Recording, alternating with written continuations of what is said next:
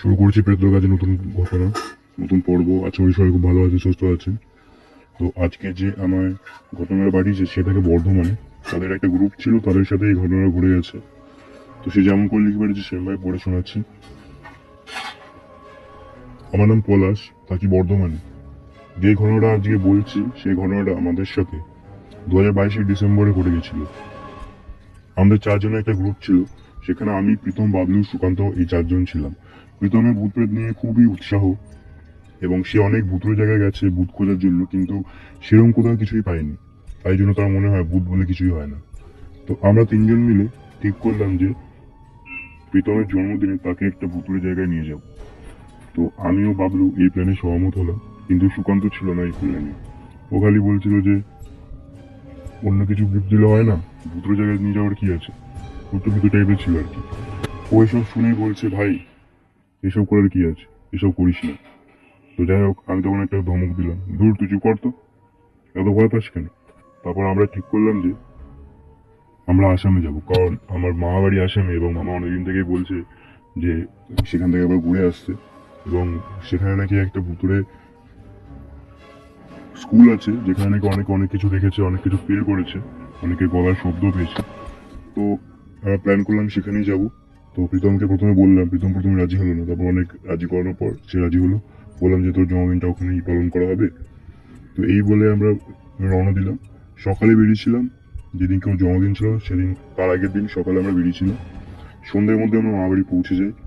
তারপর রাতে 12টার সময় সেখানে কেক কাটা হয়। তারপর তাকে বলি যে গিফটটা তুই কালকে পাবি। এই বলে সেদিনকে আমরা ঘুমিয়ে পড়ি। পরের দিনকে যখন আমরা ঘুম থেকে উঠি, তখন আমরা মামা একটা গাড়ি ঠিক করে দিচ্ছিল, সেই গাড়ি করে আমরা গেলাম সেই স্কুলটাতে। গাড়িতে আমি বলছিলাম যে এবার তোকে নিয়ে যাওয়া হচ্ছে তোর গিফটের জায়গায়। তখন প্রীতম বলছে, কোথায় নিয়ে যাচ্ছিস, কি গিফট। তখন আমি বললাম, তুই খুব ভূত নিয়ে আগ্রহী না, ভূত খুঁজিস সবসময়, তোকে একটা স্কুলে নিয়ে যাচ্ছি, সেখানে অনেক অনেক অনেক কিছু ফিল করেছে, অনেক অনেক কিছু দেখেছে। এই কথা শুনে ড্রাইভার কাকু বলছে যে তোমরা যেখানে যাচ্ছ সেই জায়গাটা কিন্তু খুবই ভয়ঙ্কর, সেফ নয় জায়গাটা একদম। তো যাচ্ছ যাও, নিজের দায়িত্বে যাবে এবং সাবধানে যাও। আমি কিন্তু 4টে বাজলে আমি গাড়ি নিয়ে বেরিয়ে আসবো, আর আমি গেটের বাইরে দাঁড়াবো, গেটের ভিতরে আমি ঢুকবো না। এই শুনে সুকান্ত খুবই ভয় পেয়ে যায়।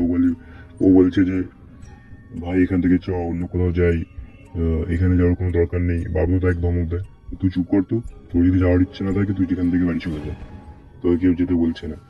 তো যাই হোক, আমরা আবার গাড়িতে করে নামলাম স্কুলে পৌঁছে।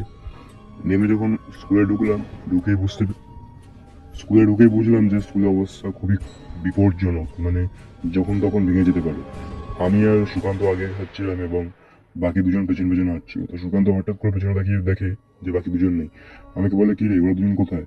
আমি পেছনে তাকিয়ে দেখি না, হ্যাঁ সত্যি ওরা দুজন নেই। আমি বললাম যে চলে আয়, ওরা চলে আসবে, আশেপাশে আছে কোথাও। এই দেখে আমি দেখলাম যে পাশে একটা রুম, তার দরজাটা অর্ধেক খোলা। আমি ঢুকে গেলাম, এবং আমার পেছন পেছন সুকান্ত ঢুকলো। গিয়ে যা দেখলাম তা খুবই বিপজ্জনক। সারা ঘরে ঝুল ভর্তি, এবং ভিজে মাটির সোদা গন্ধ বেরোচ্ছে ঘর থেকে। আমি আর সুকান্ত ফ্ল্যাশ জ্বালিয়ে দেখতে লাগলাম, সেরকম কিছুই দেখতে পেলাম না, তাই জন্য আমরা বেরিয়ে আসছিলাম। তো তখন দেখি বাকি দুজন, বাবলু আর প্রীতম, দৌড়ে দৌড়ে আসছে, এসে আমাদের দুজনকে ঘরের ভেতরে ঠেলে ঢুকিয়ে দিয়ে দরজাটা বন্ধ করে দিল। বলে, ভাই এখানে দাঁড়া, এখানে দাঁড়া, ও আমাদের আসছে, ও আমাদের মেরে ফেলবে, ও আমাদের মেরে ফেলবে। ও আমাদের পেছন করছিল। তো আমি বললাম, কে আসছে, কে মেরে ফেলবে। প্রীতম বলে যে ওই একটা লোক, ওর হাতে একটা বড় দা ছিল, আমাদের দা নিয়ে আমাদের পেছন করেছে। তখন সুকান্ত এই শুনে বলছে যে দেখেছিস, আমি বারণ করেছিলাম এখানে আসছে না, ড্রাইভার খুব বারণ করলো, তাও তোরা আসিনি জোর করে। হ্যাঁ, এই শুনে প্রীতম হেসে ফেললো। আমি বললাম যে কি হাসিস কেন। তখন বলে যে আরে আর কি মারছিলাম, উফ তোরা এত ভীতু আমরা জানতামই না। তখন সুকান্তকে দেখে মনে হলো যে তার ধরে প্রাণ এলো। তো যাই হোক, সেখানে কিছু না পেয়ে আমরা ফিরে এলাম গাড়িতে। বললাম চলো কাকু। ড্রাইভার বলছে, কি এখন আপনি চলে এলে। তখন আমি বললাম যে তুমি তো এই বললে যে এই আছে ওই আছে, সেফ না, ভয়ঙ্কর, কিছুই তো আমরা দেখতে পেলাম না। তো তখন বললো, ঠিক আছে, দেখতে পেলে না, তোমরা লাকি, তোমরা তোমাদের কপাল ভালো যে তোমরা দেখতে পাও না, না হলে তোমাদের কপালে অনেক দুঃখ ছিল। যাই হোক, এইসব বলতে বলতে সে বললো যে তোমরা যদি চাও আমি তোমাকে আরেকটা জায়গা বলতে পারি, জায়গা না ঠিক, সেটা একটা রাস্তা, সেখানে একটা ভূত আছে, যে গলা কাটা ভূত। সে নতুন লোক দেখলে তাদের দেখা দেয়। সবাই মিলে হেসে উঠলো, গলা কাটা ভূত, সে আবার কি।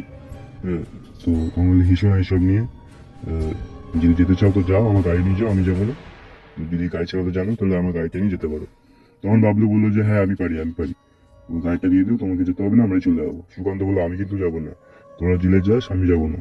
তো আমরা ঠিক করলাম যে রাত 11টার সময় বেরোবো।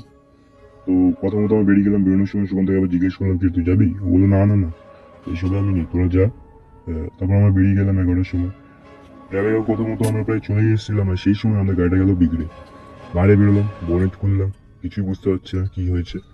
অমনি সময় হঠাৎ করে পেছন থেকে একটা লোক এসে বললো তোমাদের দ্বারা হবে না, তোমরা সরে যাও। ঘুরে দেখি একটা লোক দাঁড়িয়ে আছে, শীতকালের মধ্যে তারা একটা হাফ হাতা জামা, হাফ প্যান্ট পরে, মাথায় একটা টুপি, টুপিটা এমনভাবে পড়েছে যা তার মুখটা দেখা যাচ্ছে না। সে রীতিমতো বাবলুকে এক ধাক্কা মেরে সরিয়ে দিল গাড়ির সামনে থেকে। তারপর কি খুটখাট করলো, করে বলছে যাও গিয়ে স্টার্ট দিয়ে দেখো। বাবলু গিয়ে স্টার্ট দিল, দেখলো হ্যাঁ স্টার্ট নিয়ে নিচে গাড়ি। তারপর সে আমাদের বললো যে আমাকে একটু সামনে ছেড়ে দেবে। তখন প্রীতম প্রীতম আমাকে সামনে মানে সাইডে ডেকে নিয়ে বললো যে নিস না, এই লোকটার আমার ঠিক সুবিধা লাগছে না, ঠান্ডার মধ্যে হাফ হাফ জামা পরে নিশ্চয়ই নেশা ফেশা করে আছে। তো যাই হোক, আমি বললাম যে না না, এত রাতে সাহায্য করেছে, ওনাকে আমাদের সাহায্য করা উচিত। তো এই নিয়ে কথা কাটাকাটি হচ্ছিল, সেই সময় লোকটা পেছন থেকে এসে বলে যে আমি বেশি দূর যাবো না, আমাকে একটু সামনে নামিয়ে দিলেই হবে।